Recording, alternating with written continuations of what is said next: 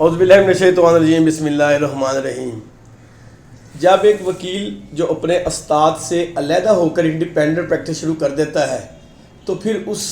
Independent وکیل کے لیے ایک ایسا استاد ہوتا ہے جو ہر مہینے آ کر اسے پڑھاتا ہے،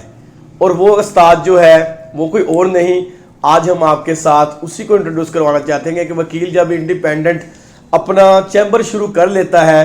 تو وہ کون سا استاد ہے جو اسے ہر مہینے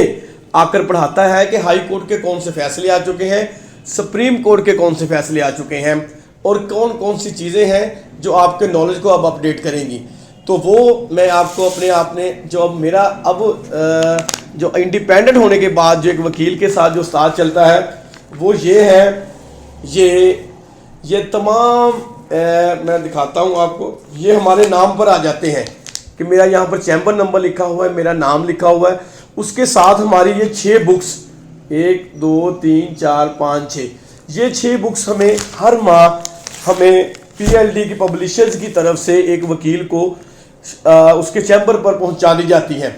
کہ یہ والے وہ رسالہ جات یہ ایک پورے مہینے کے جو ہوتے ہیں کہ یہ فیصلہ جات ہیں جس کی روشنی میں اعلیٰ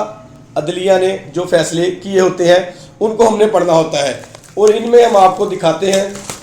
کہ یہ 6 بکس ہوتی ہیں۔